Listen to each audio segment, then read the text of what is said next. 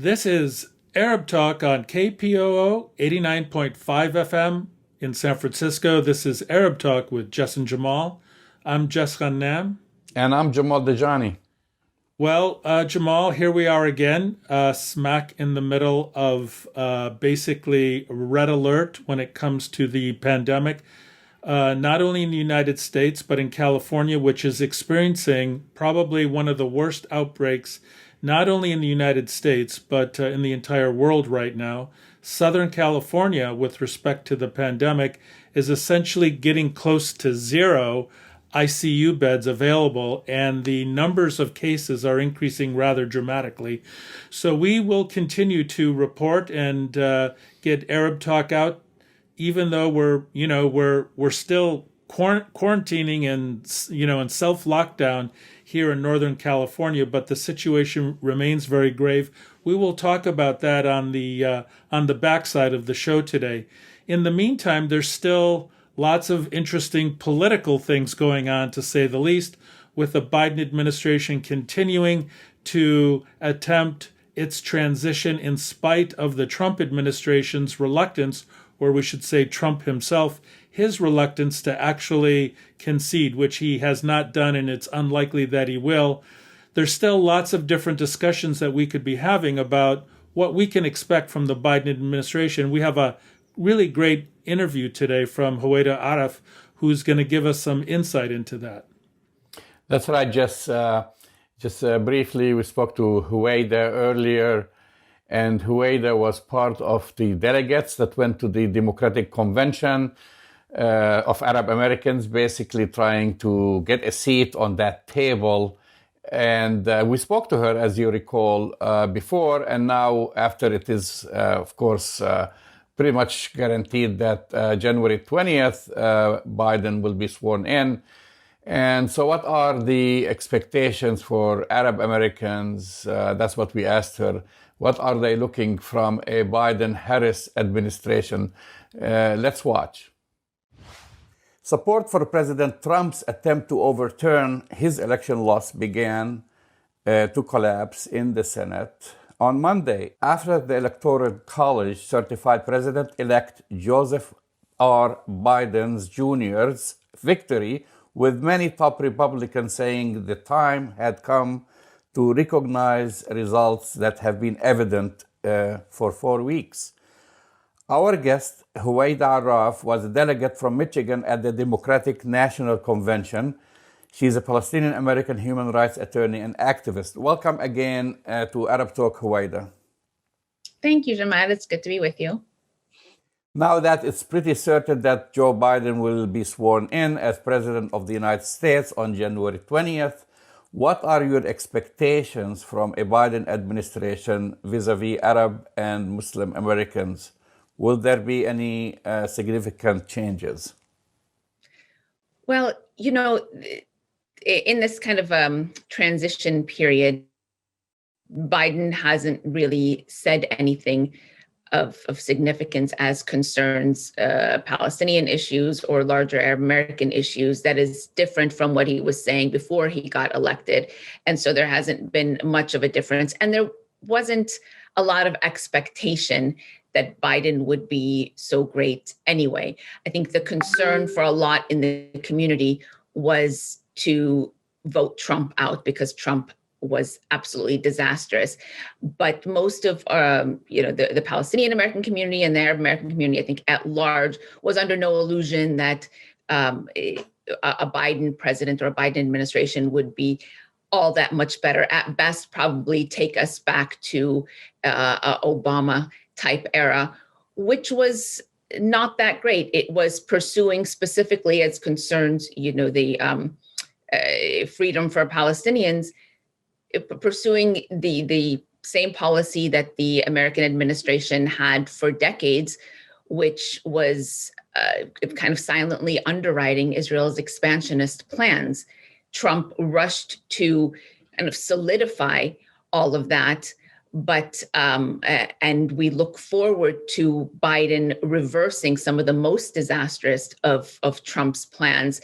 But I don't think we're taking anything for granted. And we need to hold the Biden administration accountable for some of the promises that were made, which were not all of that great. They were better than Trump's policies, but and continue to mobilize to push him even further than he's gone or seems willing to go. Because in the end, specifically for Palestine and for a lot of the family members of Palestinian Americans, it's life or death.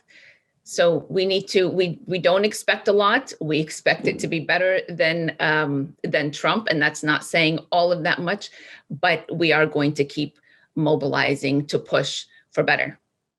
Now he's coming across, at least in the early appointments, presenting a diverse, administration.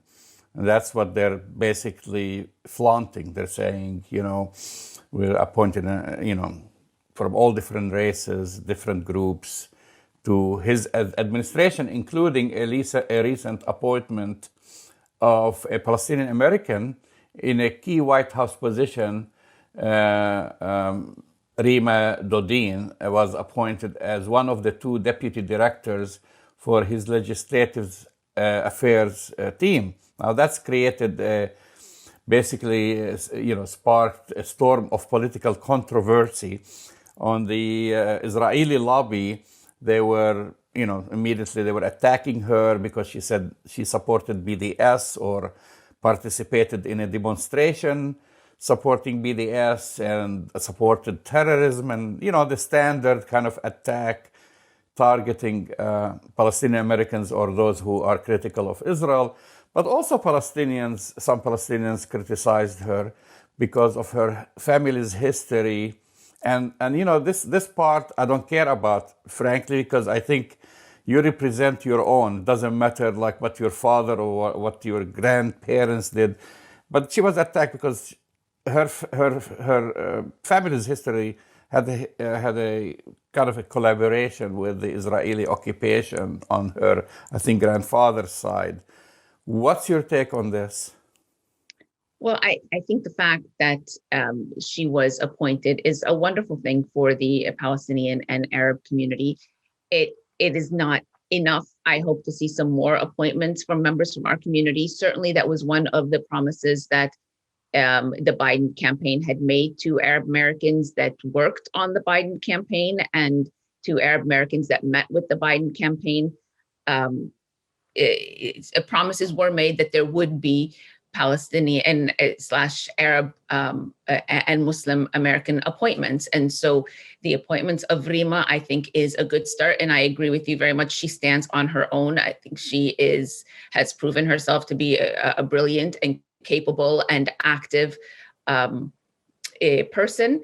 And a Palestinian, was active in her school and college years. And of course, that's why we saw the attacks from the pro-Israel camp.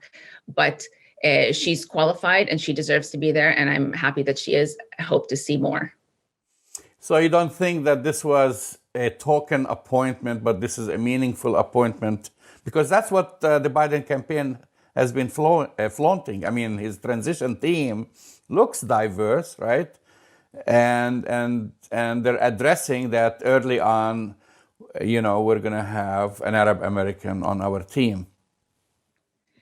I think that the Biden campaign and now the Biden transition team is probably doing a lot that is more for show than for substance. I don't think I would put that one, the appointment of Rima, necessarily in that camp. But like I said, there needs to be more in order that this is not just, a symbolic or here, look, we appointed an Arab American. There are many positions to be filled, and we have a very talented and qualified community. And so I hope to see many more, like I said, appointments. But at the same time, I mean, with regard to appointments in general, yes, they are more diverse, let's say, than we've seen in previous administrations, but that there are some appointments also that are very kind of concerning. And this is, for example, the appointment of Tony Blinken as Secretary of State. Now, this probably was expected, but Blinken has some, he's been in the game for decades. He has some very questionable business interests, some conflicts of interest that skew his view already kind of coming into this position. Specifically, I think what's well known is that he was a founding partner of this kind of boutique advisory lobbying group called West Exec Advisors. It's a consulting firm. And one of their clients is this Israeli company on which, Israeli former intelligence officers serve on the board and were founding members. And therefore, I think that even though he might step back from it in order to take up his position as Secretary of State, you still have those connections, and you still have people that are ingrained in this kind of militaristic thinking with certain individuals. And when we're coming to talk about policy, you have people that are kind of very already set in their way, and set in a very concerning way that is counter to the Arab American, the Palestinian American community. And other appointments, again, like I say, that are concerning. But in terms of Rima, I think that was a good choice, and I hope to see more, so that it's not only symbolic. And if it is, I think that Biden should be held accountable, because he had a lot of Arab Americans and Muslim Americans working to elect him. And not only, let me say, from our community, a lot of progressive people in our society, the progressive wing of the Democratic Party, that worked very hard to get Biden elected once he was the nominee of the Democratic Party. And I think his appointments need to also reflect that. And so far, it hasn't gone far enough. And I would say actually has been disappointing in disregarding the work that the progressive community have done. And I think I place a lot of the Palestinian Arab American community in that progressive wing as far as the politics that we carry. Although, again, we're very diverse, but. Well, you're absolutely right on this issue, and that's actually it's a good segue to my next question, because the Arab Americans and Muslim Americans supported Bernie Sanders, and we've seen Biden nominating or appointing just yesterday Pete Buttigieg, right? That's one of his rivals, but we have not seen him giving anything to Bernie Sanders. Is this a message? I mean, are the expectations, because if you want to bridge between the centrists and the progressive segments of the party, wouldn't you think that Bernie Sanders should be like center and front of these appointments to kind of bridge that gap? I do. At the same time, there is this argument, and I don't know if I've seen Bernie Sanders speak on it, but there's this argument that you also need him fighting in the Senate, him and Elizabeth Warren. You need their voices and you need their power kind of in the Senate. So I'm not sure Bernie Sanders' take on it, but certainly there are a lot of people that. Well, some people were interested in seeing him getting appointed as Secretary of Labor. So I don't know. I think that would be phenomenal. But I'm probably not going to speak to that one as much. He should be up there for consideration. And I haven't seen anything around that. I also haven't heard him speak to it as far as, what he would prefer, whether he sees his role more staying in the Senate and making sure that hopefully the Democrats take the Senate so that there can be some meaningful policies passed, and it's not just an obstructionist game for the next 2 years.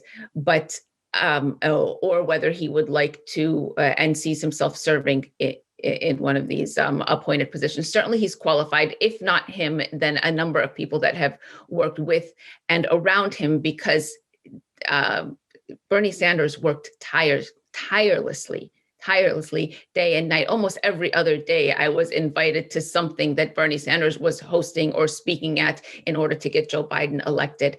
And if Joe Biden is deliberately kind of disregarding him as he is with the, which it seems to be the progressive wing of the party, that is extremely disappointing. And I think the party should and will hold him accountable, because for a lot of people that were not happy with the Biden being the nominee, but realized that they couldn't sit this one out because Trump was such a danger. I think there was a public and a silent pledge between us and in our organizations that we're going to keep working. Getting Biden elected is just kind of the beginning of getting rid of something that was totally disastrous. But Biden is not ideal. He's not a friend to a lot of the issues that we have. And so we still have a lot of work to do. And we're going to keep doing it. But you're right. I mean, Bernie Sanders deserves a position, an appointed position. I don't know if he'll get it. And it could be because of the disregarded administration kind of disregarding Bernie Sanders' role, or it could be because it's they're serious about needing him in the Senate. Have you heard Bernie Sanders speaking to this issue at all?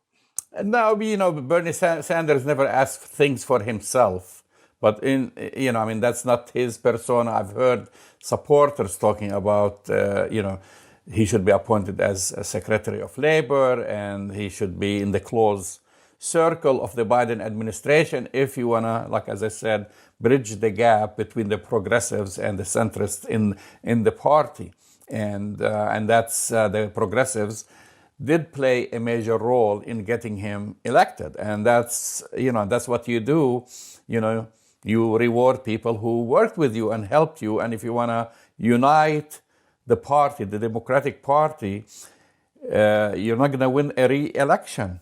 And so that's would be, just in my opinion, a strategic move that Joe Biden should do, and not kind of like worry too much about the Democratic machine that once, Bernie Sanders is a socialist. We don't want to have that image associated with the socialist, the kind of a standard thing that they do.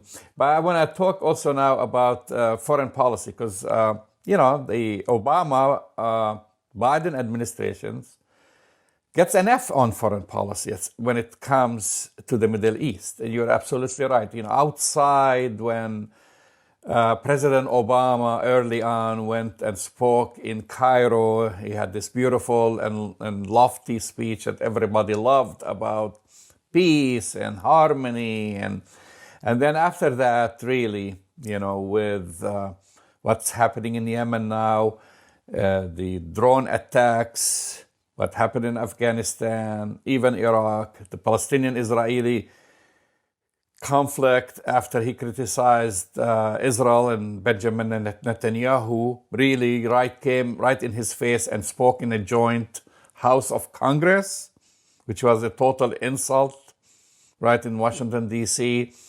He remained very silent, and nothing has moved forward. And now we saw the aftermath with Trump moving the embassy into Jerusalem, annexing and recognizing the Golan Heights, allowing, settlers to move in and recognizing them in the West Bank.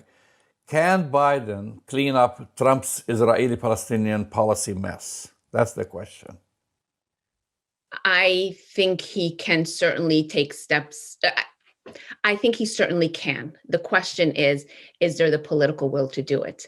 And that's where, we come in, the community, the activists, the American people at large, because the U.S. foreign policy as concerns that part of the world, and specifically with Israel and Palestine, has been disastrous, has been in contradiction to international law, and in conflict with the ideals that this country claims to represent and that goes around preaching. And so therefore, Biden he should start with issuing executive orders to reverse some of the disastrous Trump policies, the recognition of Jerusalem as Israel's united capital, moving the embassy. Although he's already said he does not plan to move the embassy back to Tel Aviv, but we'll kind of see about that. The recognition of the Golan, as you mentioned, and some other ones that got maybe a little bit less attention, but are really significant. For example, there has been a ban, let's say, on U.S. tax money going into investments in illegal settlements. And the Trump administration, led by Ambassador David Friedman, lifted that restriction. So now U.S. tax dollars can go to supporting a project in illegal Israeli settlements. Now, this is in direct conflict with a policy that Biden was actually part of at the end of the Obama administration, and it's to refrain from vetoing the UN Security Council resolution that declared Israeli settlements as being contrary to international law and called for their dismantlement. And when something is a violation of international law, you have an obligation of all states not to recognize it and not to do anything to facilitate it. And now the Obama administration was directly, it was a conscious, very kind of strategic policy that it took at the end of the Obama administration to refrain from vetoing UN Security Council resolutions, as American administrations usually do. And so that passed unanimously with just one abstention. So that is law that Israeli settlements are a violation of international law. I mean, it goes even beyond that. Israeli settlements are considered a war crime, and hopefully we will see the International Criminal Court take that up and start investigating these war crimes. But in terms of the Biden now, the incoming Biden administration, hopefully it will respect the policy that it was part of in the Obama administration and quickly reverse these things that allow American investment in settlements. East Jerusalem is also considered occupied territory, and therefore recognizing it as Israel's united capital also is contrary to international law and international consensus, minus Israel, and therefore reversing that will be important. But beyond that, so to answer your question, yes, he can reverse it. Yes, I expect to see some immediate reversals, and some reversals might take a little bit more pushing from us. I'm hoping to see a legal memo to the Biden administration soon. I'm part of working on that will detail the legal arguments for reversing all Trump administration policies that have been enacted vis-a-vis Israel and Palestine. And then to even go beyond that and adopt a language that is more recognizing of Palestinian, not just human rights, but equal rights, the right to live in freedom and dignity, and not to constantly make that right subject to, Israel's concerns. And from there, hopefully, I'm not optimistic, but it's certainly what we're going to keep working towards in moving the American administration to a policy and a position towards Palestine that is more in line with what we preach and with international law. It's going to take a lot of work, but that work, I think, is being done by a lot of people on the ground, not just Palestinians and Arabs and Muslims, but by a lot of various groups with which we've built coalitions that are fighting for equal rights and justice across the board for all people. And I think that these groups need to continue their work together to strengthen our voice and push for the real change that we want to see. Well, one of the most important issues, obviously, is human rights. And you're a human rights attorney. What can Palestinian Americans do and their supporters in this country to hold Israel accountable, to make the Biden administration really hold Israel accountable to the violation of human rights? As you know, just a few days ago, Israel, for I don't know what number of times this year, killed a 13-year-old boy. Before that, they killed an autistic young man, and they said, oh, sorry, it was a mistake. And we see this repeating itself time and time again. No condemnation, nothing's total silence. And of course, now the Israelis are taking advantage of the pandemic and people are just not paying attention to what's going on the ground. So how can we kind of make them accountable for all these crimes? Thank you for bringing that up because that is so important. Children are suffering daily. And some things we hear about and some things we don't hear about. For example, a 9-year-old boy a few months ago, Malik Isa, was coming out of a store after buying a snack after school and was shot in the eye by an Israeli bullet, a sponge tip bullet, but he lost his eye and now he is traumatized. He doesn't go to school. He has to have like a prosthetic eye that sometimes falls out and there's no accountability. His parents tried to sue in the court.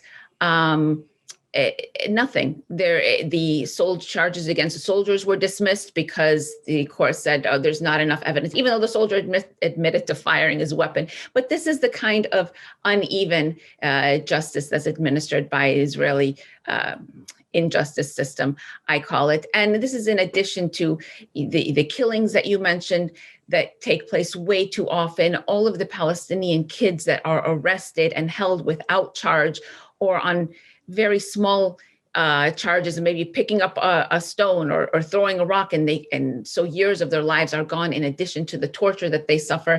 But what can Americans do about it?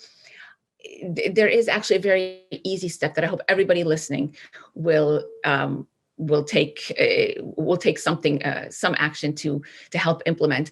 We have some friends in Congress, and those numbers are increasing, and this is a very positive thing. So I hope we continue to stay active to elect more people to Congress that are listening and are more willing to take very principled stances on the issue of Palestinian human rights. One of the friends that we have now in Congress is Representative Betty McCollum, who has 2 bills right now that seek to hold Israel accountable. And we need more members of Congress to sign on as co-sponsors. One of those bills is 2407, HR 2407, and this would prevent any U.S. aid. Of course, your listeners probably know the U.S. government gives Israel $3.8 billion a year in taxpayer money. This bill would say none of that money is to go toward the torture, ill treatment, and imprisonment of Palestinian children.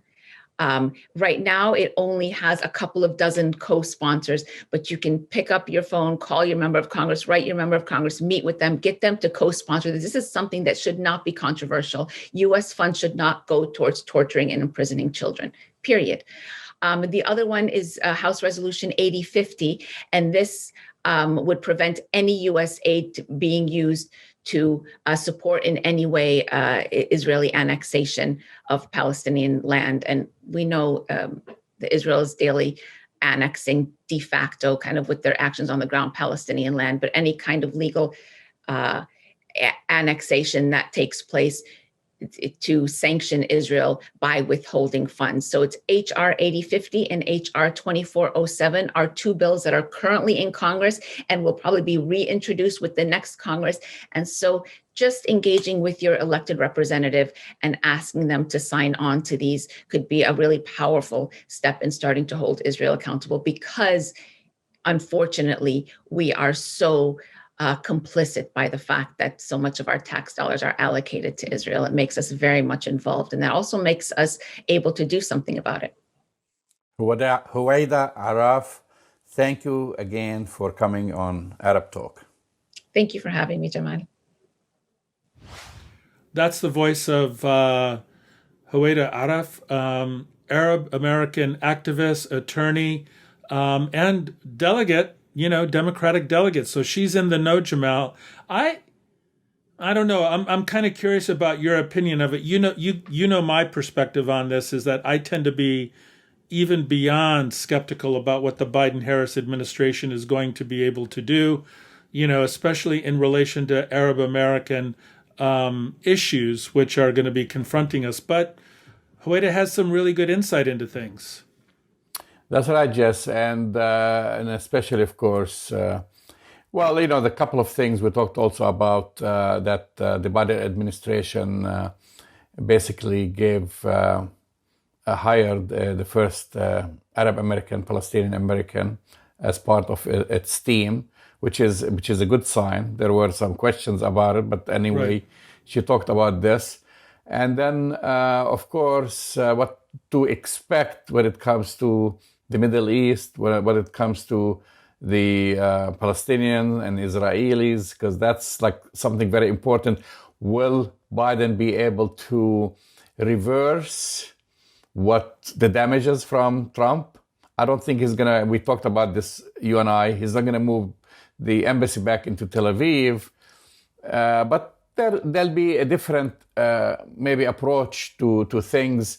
We'll have to wait and see. And then also Huwaida, which I forgot to mention earlier, she spoke about the continued and systematic attacks by the Israeli government on Palestinian children. And that's, she is, after all, a human rights attorney, and that's something that she is very much interested in. But Jamal, that's politically would be the easiest thing for the Biden administration to do. There continues to be a life-threatening siege in Gaza.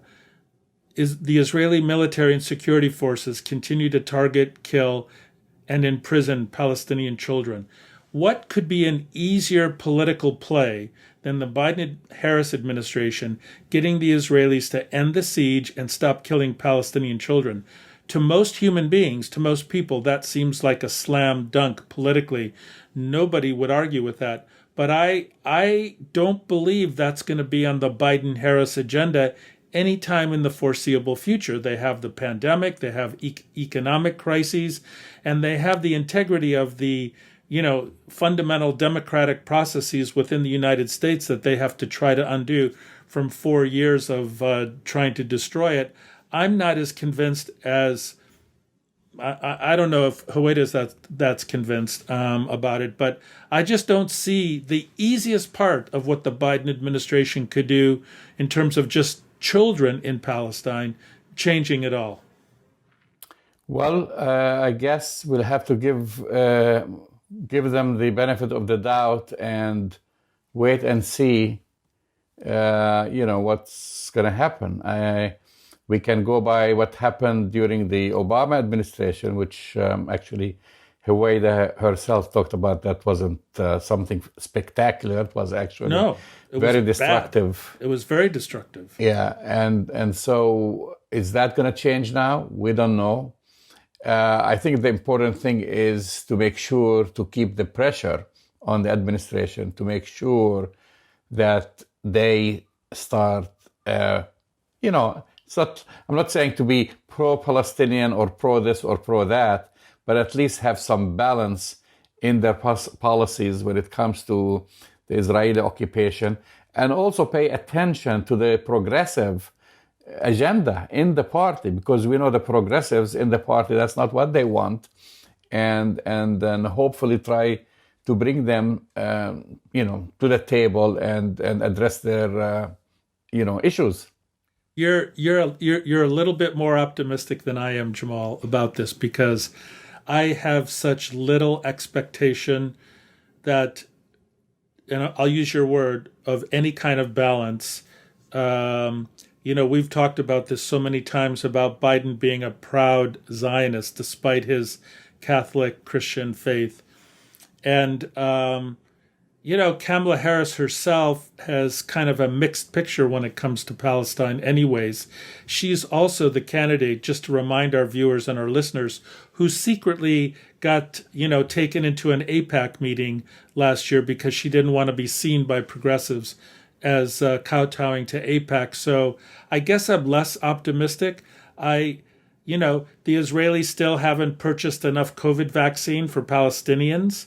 And they may never will. And they may never will. So this is another form of medically induced ethnic cleansing that tragically lots of Palestinians are going to be infected with the COVID virus and are going to suffer really dire consequences in Gaza, West Bank, and in 1948. So I remain pretty pessimistic about about the Biden-Harris administration when it comes to this, because I'm not convinced that they're going to be ready to spend any of their political capital supporting any kind of equality or evenness when it comes to Palestine. Well, like I said before, we have to wait and see. And also, just remember one thing.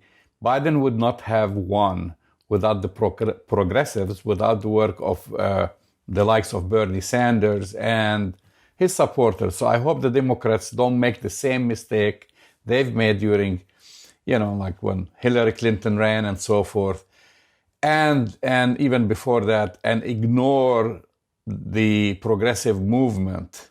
Because if you look at the Squad, for example, to just use that as an example, those are important issues for their constituencies. Our foreign policy, our this militaristic attitude and spending billions of dollars and trillions of dollars on the military and giving billions of dollars to Israel in military aid while Israel continues to violate human rights. I don't know how this will play. So hopefully that's what the balance I'm talking about. I'm not being very optimistic. I'm trying to kind of shift a little bit, the pendulum a little bit. Hopefully this will shift, because hopefully they have learned their lesson from 2016 and actually learned their lesson from 2020, because it was a close call. At the end of the day, Donald Trump got 75 million votes. 75 million people, 60% or more of them say that he still won the election.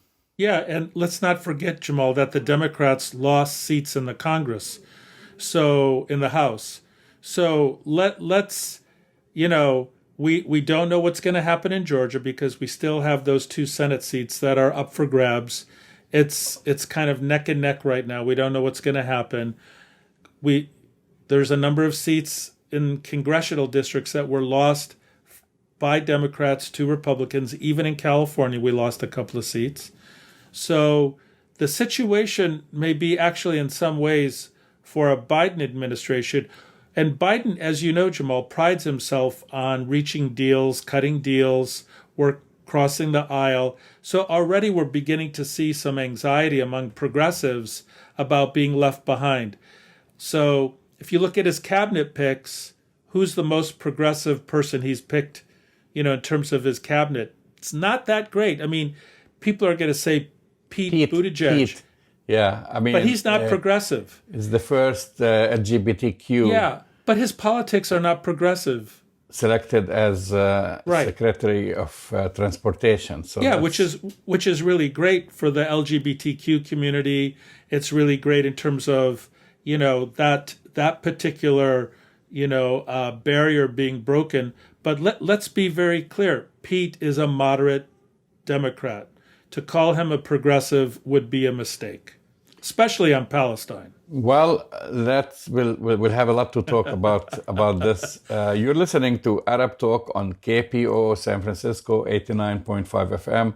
And Jess, we want to shift gears here a little bit. And today, many people probably don't know that, but it's the 10-year anniversary for really the start of the Tunisian Revolution. That's right. The beginning of what led to the Tunisian Revolution. On this date, December 17, 2010, wow. Tariq al-Tayyib Mohamed Bouazizi, that's his full name. He was a Tunisian street vendor who set himself on fire.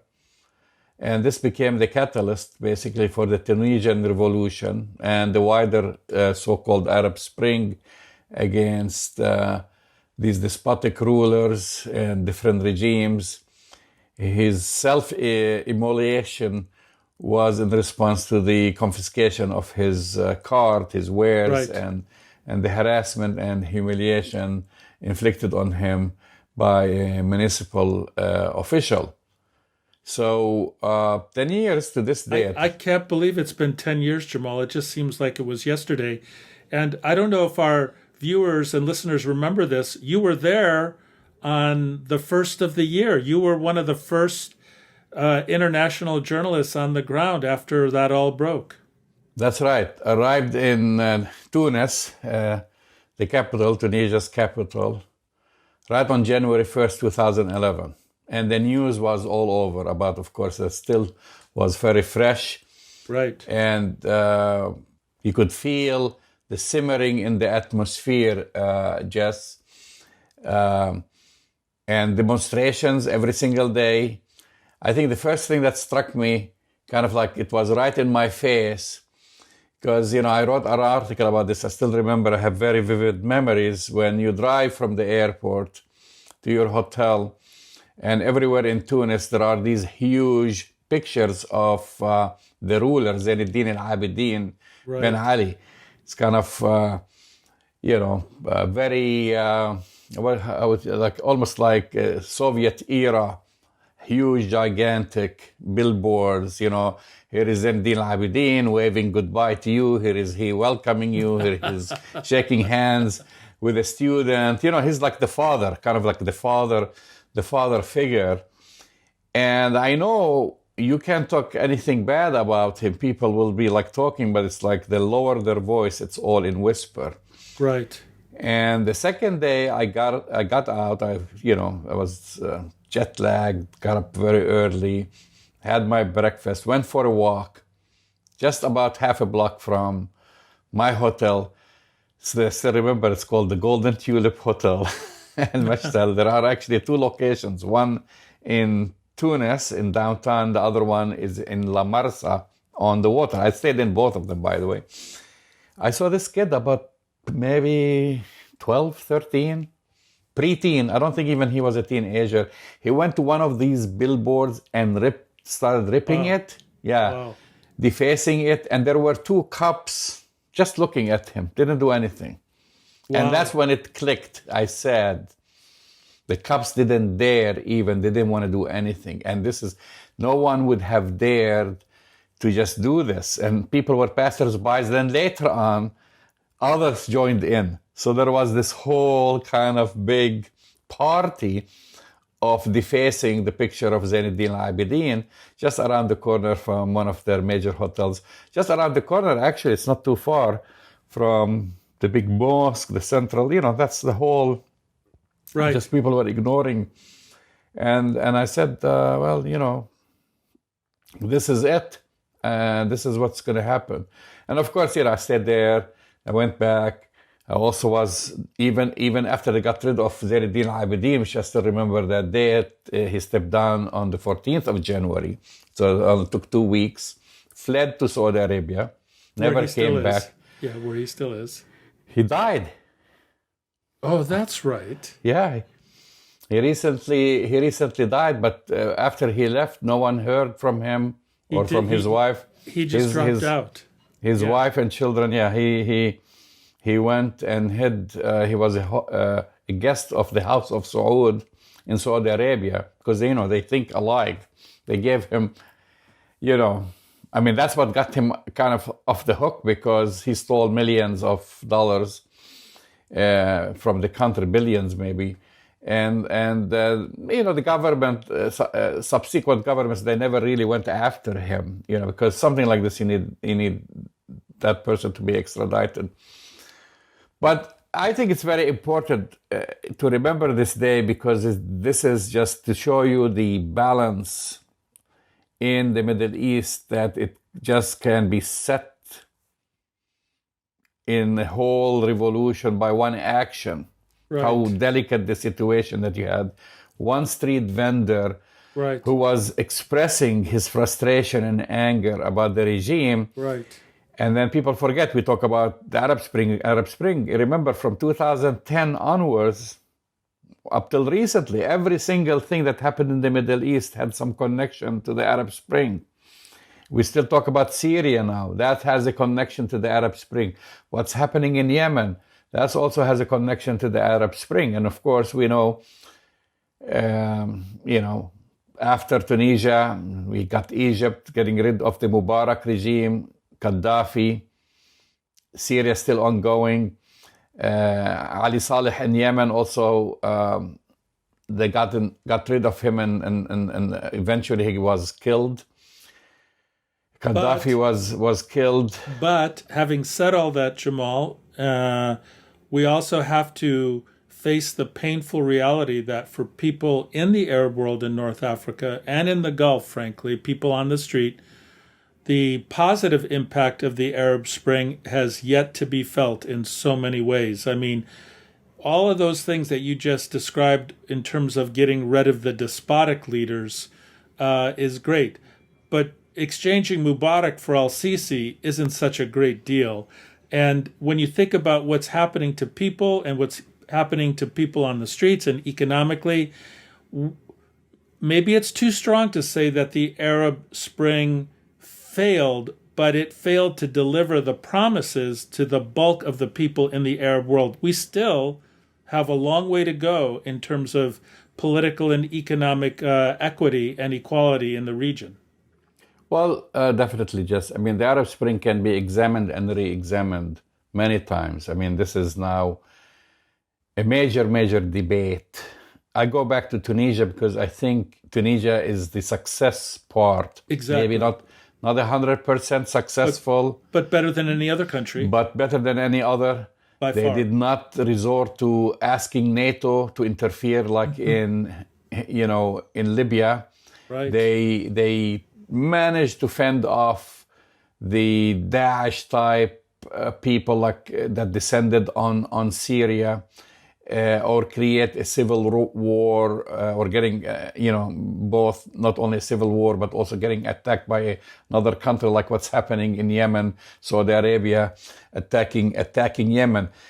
They kept it pretty much to themselves. There's I can talk a lot about this, and I know the influence of the Tunisian diaspora when they came, the influence of the Islamists, and believe me, a lot of players tried to interfere when I talk about players, from the outside, but Tunisia remained intact. Aside from, they had some terror attacks, they had issues. They've managed to go through elections, and even after the fall of Ben Ali, I was actually when Ghannouchi became prime minister, and the people went in the streets, basically, demonstrating again in the area Al-Qasaba or the Kasbah area. People went out there in the hundreds and thousands and got rid of him. So their voices were heard. Right. And just to be really direct about it, Jamal, Tunisia is a functioning state.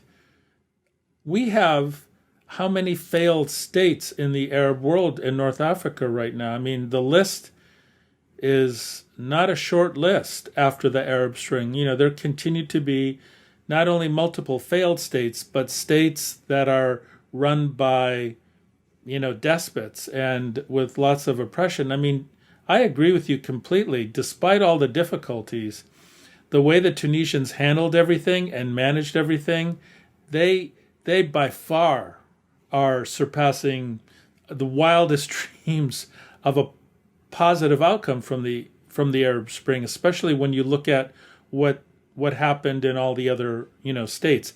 Well, and the other examples, then, if we talk about them, the Arab Spring or the revolutions got hijacked. Okay, so that's what happened outside Tunisia.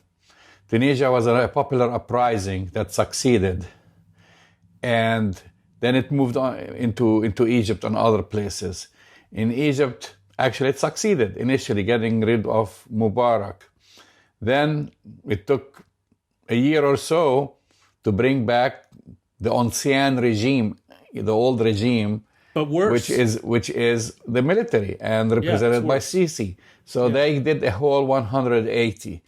In Libya, the interference from all these foreign countries, from, by the way, Gulf states arming the Zentan troops and so forth, the Zentan militias, to NATO being actively engaged, and France played a very, very dirty role there. And basically, they've turned it into a failed state. This is the situation. And then, of course, everyone descended on Syria.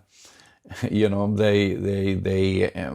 that's actually a remnant of or a byproduct of the invasion of Iraq, because most of these fighters entered from Iraq and Turkey because it was just a porous border and all these mercenaries. Right.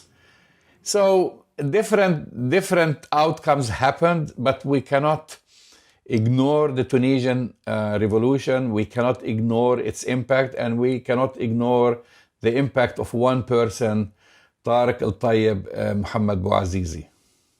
You know, Jamal, that's extremely well said, and we can only hope that there will be many Bouazizis, arising from the failed and semi-failed states of the Arab world in the Gulf.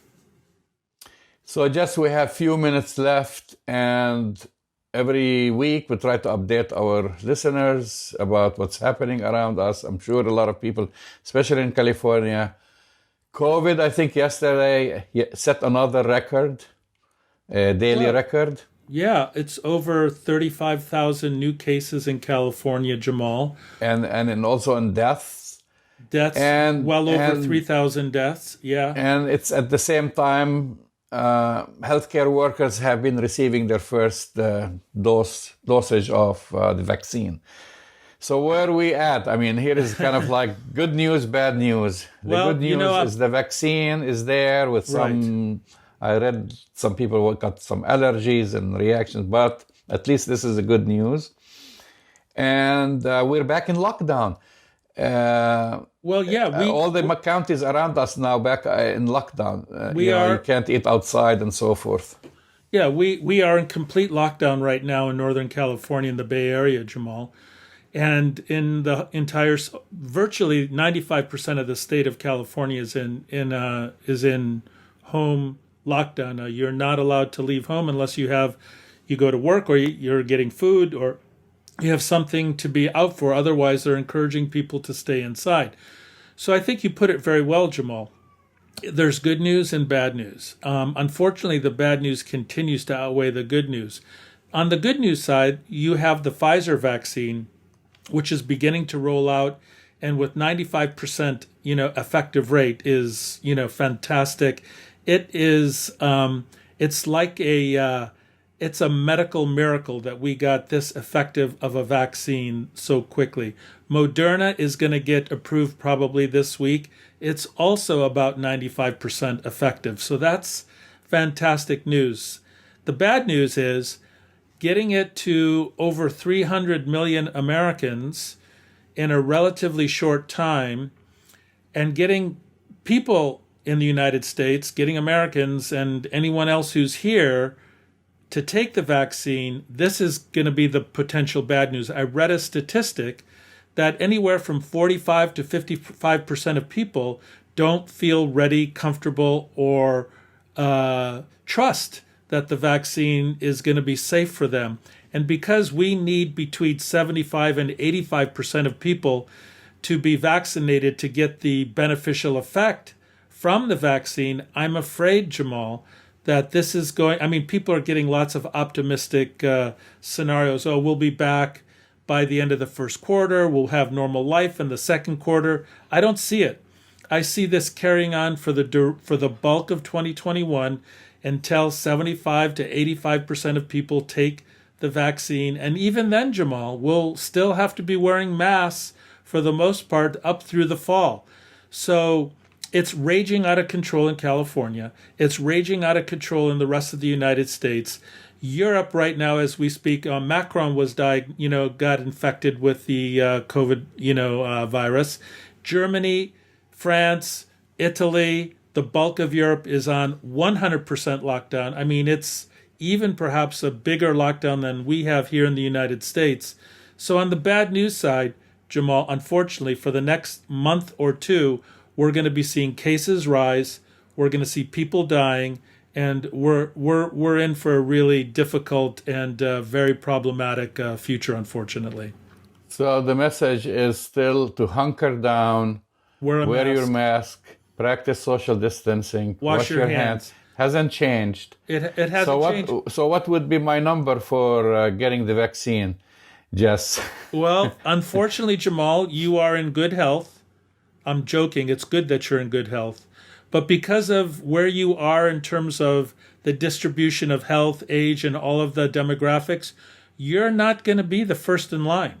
In No, fact, I think I'll be like after 250 million people or something like this. I think you and I can basically expect to get it sometime in, at the best case scenario for us, April, May, June, probably May, June. That's the best case scenario.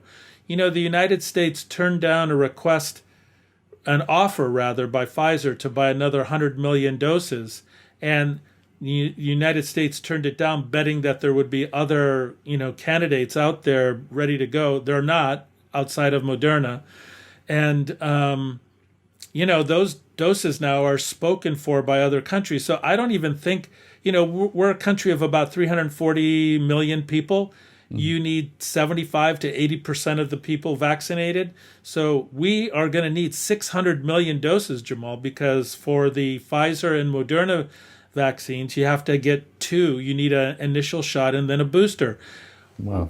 How are we going to get 600 million doses right now when we can't even scratch the surface of that? So people have to stay safe. They have to hunker down. You have to wear your mask. You have to wash your hands and be very careful. Well, on that note, we're coming to another end of Arab Talk. Go to our website, arabtalkradio.com, to download all our episodes, and we will talk to you next week. See you next week.